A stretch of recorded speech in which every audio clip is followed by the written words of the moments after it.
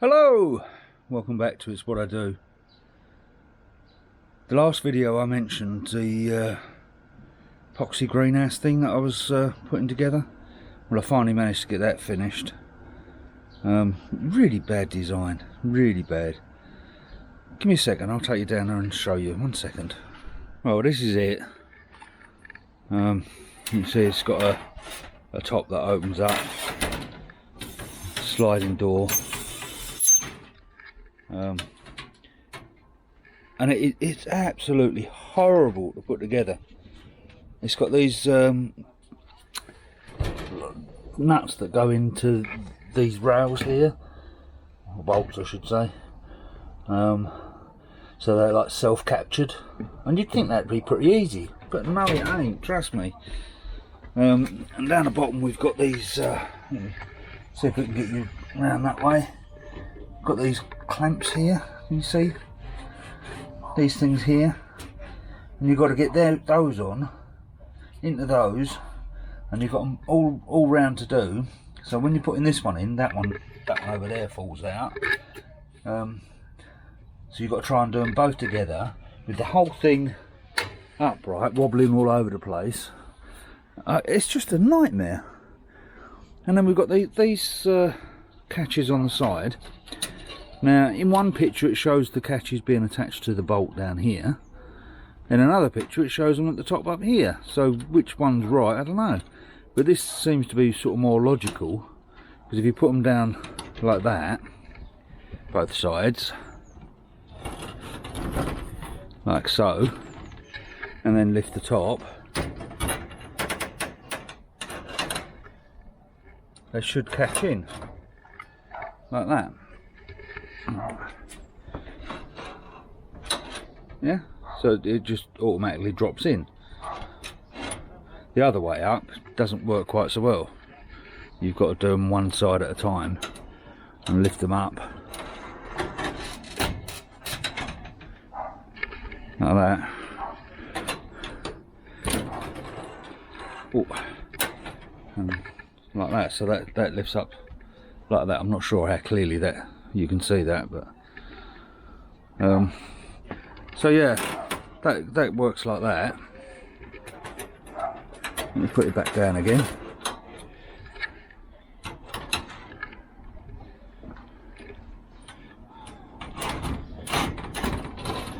And then we flip those around, that's that way round, just to get them out of the way. And sliding door there. Okay, all wonderful, yeah. No lock on it. So the wind comes around, that's going to start doing that. I tell you, for the money I paid for this, and it wasn't cheap, it's crap. Absolute crap. Never buy another one. Never. Anyhow, that's enough me whinging.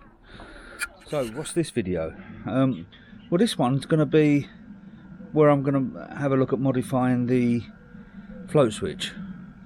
And what I want to do is put like a warning system on. Because at the moment, if the float switch triggers, it will shut all the pumps off. But you're not going to know. You're just not going to know it's not running. Especially like if you're indoors. There's nothing to tell you that the pump's not running, that there's a problem. So I want to have a look at that and see whether I can put something on, so that it tells me. Now the float switch itself is a 2-pole switch, so it switches each direction. So theoretically you should be able to have it so that when it's in the upright position the pump's running, when it drops down the pump shuts off and I get a flashing light go off. So I've bought the bits to do that, and that's what I want to have a look at doing now. So bear with me and I'll get everything gathered together, and then we'll have a look. Well, that didn't work out. By the time I found all the wires and whatnot, I'd lost all the lights. So we're a few days later now. I've managed to gather everything together, and we'll carry on, see whether we can get this done. Well, give me a second and I'll show you the parts that I've bought to do this job. 1 second. Okay, first part is this transformer. It's an LED strip light transformer. So this will take it from 240 volt down to 12. And then the second part is this. You just get it out of the box. I'm trying to do this one-handed. Sorry about shaky camera work. So yeah, this. It's a little 12 volt flashing beacon used for trucks really. So yeah, that's going to be the actual light that's going to flash for me. So what I'll quickly wire it together and then I'll show you what I've done, and then we'll test it. I'm not sure if this is going to be good enough. There's no wiring instructions with it, and it looks from the sales page like it's going to need to have a switch on it, but I'll see whether I can get around that. If you look, I don't know if you can see that. We've got 3 wires on the end, a black, a red and a yellow. But we'll have a look and we'll see whether we can use this or not, and see what happens. So give me a minute and I'll put all the wires in and see where we go from there. Back in a moment. Okay, just to test this out, I've wired it up to a lead with a plug on it. So we've got the main supply coming in here with a positive and negative terminal, and then we've got the DC output over here. Again, we've got a positive and negative terminal. So positives this side, negatives that side. And I've not connected the switch wire, so we'll leave that out for a moment, because I don't think I need to connect that, but we'll have a look. Right, so if I turn that over like so you can see it, I can get it to stay there. Okay, and now I'll plug the plug into the socket and we'll see what happens. Oh yeah, we've got a nice little flash going on there. So that should make it nice and visible.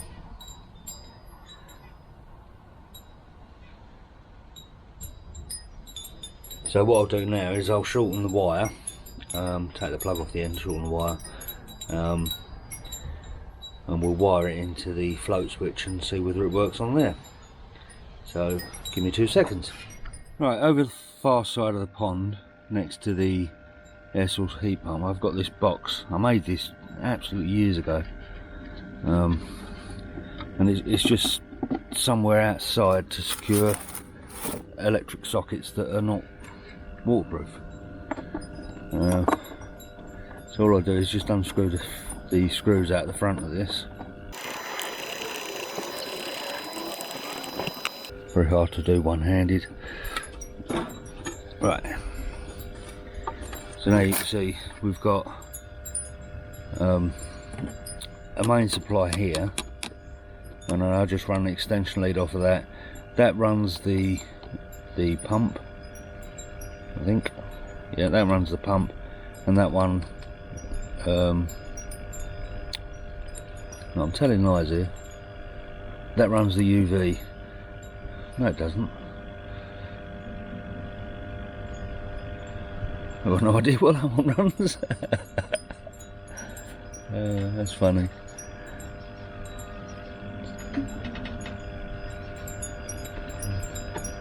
No, I can't remember what that one runs, but that one runs the pump, which goes into the float switch. This is the box for the float switch here. If I just take that out, I'm probably going to need to get another box for this, because I don't think this is going to be big enough, but we'll give it a go. because if it doesn't work, there's no point in me spending the money.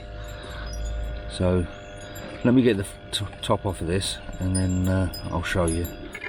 Right, this is the inside of the junction box for the float switch, and I'm not sure I can do this one-handed. Let me see if I can put that down there.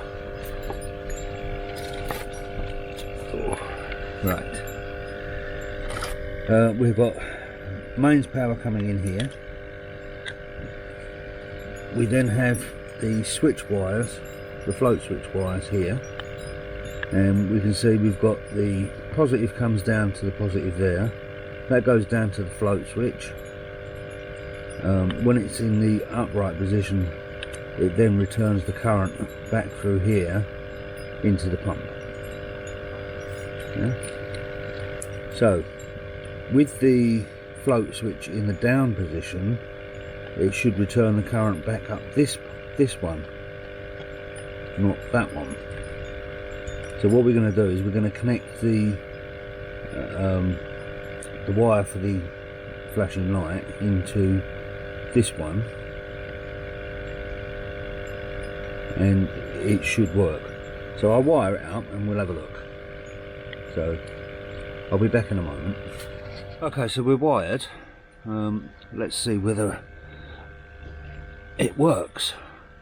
So that's the float switch up as if the water's full. Now we drop it as if it's empty, and nothing. So I'm going to need to check the wiring and have a look to see whether there's a problem actually inside the wiring. So give me 2 seconds and I'll have a look. Okay, so I think I figured out what the problem is. On the original wiring, I've wired it so that the live wire goes straight to the brown wire on the float switch, and I think that's wrong. It will work for the float switch going one way because it's a switch, so as soon as you've got a break in the circuit, it would stop it working. So it will work for that, but it won't work to feed like a two-way. So what I need to do is actually move the live wire from the feed onto the black wire to the float switch, and then swap the other wires around, and then hopefully that should work. So I'll get on with that. I'll swap them around and we'll have another little test, see whether it works or not. Be back in a moment. Right, so we've got it wired up around the right way now. So we've got the brown wire coming into the black wire there, which is the live, is the common live, and then we've got the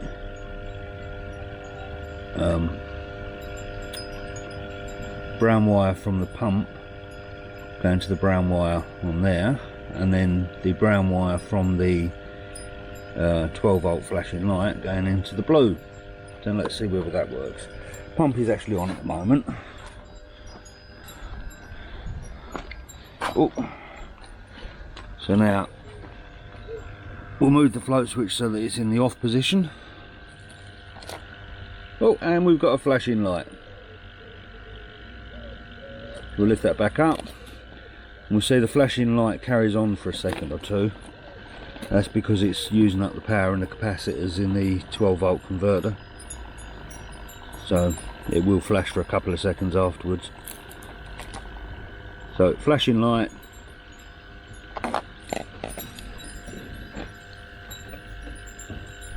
Flashing light off, and pumps running. Very hard whether you can see it out here or not because the sunlight's making it difficult to do. So that's working how I intended, which is excellent. So now I'll just tidy everything up and I'll fit the light somewhere where it's going to be visible from the house. So give me 2 seconds and I'll be back. Okay, so I've mounted it up underneath here. I've checked and I can see this from the house, so I should be able to see that clearly enough, and especially low light. What I'll do is I'll wait until it gets dark and I'll see if I can do a little bit of a clip of this once it's dark, so you can see what it looks like. Not quite sure how well you'll be able to pick that up, but I've triggered the light there and I'm standing the opposite end of the pond. I can't see it on the screen of the camera, but hopefully when I download it you should be able to see that. Certainly clear enough to my eyes, so that should work quite well. Well, I'm pleased I finally got that working. Now I know that it does work, there's the possibility of adding some extra different things on there, like an audible alarm maybe. That would be ideal. Trouble is trying to find a small audible alarm that's not too annoying for the neighbours but would get my attention. And also getting one that runs on 12 volt obviously. So what I'll do now, I'll try and do a wiring diagram for you in case anybody wants to have a go at doing this themselves, because to be honest the wiring diagrams that come with a float switch are atrocious, which is probably why I made the mistake of wiring it the wrong way round in the first place. So I'll do you a little wiring diagram and hopefully it will make sense to you. Okay, see you in a minute. Before I go, I'm just sitting here having a cup of tea now, just while I'm doing the filters. So cheers for the tea. Let's spin you around and have a little look at the fish. I've still got my covers on at the moment. Unfortunately I'm not going to have time to get that all done until probably Monday, Tuesday time next week, because I'm working all over the weekend. So let's have a quick spin round and look at the fish.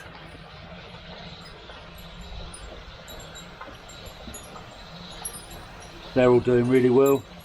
Just finishing up some mealworms I put in there.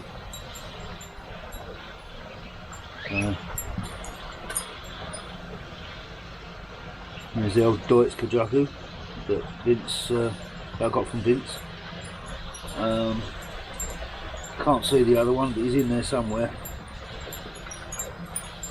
Oh, there he is down the bottom there. Don't think you will see him though. He's right down the bottom. You're probably going to get a lot of reflection. So yeah, they're thoroughly enjoying these mealworms, loving it.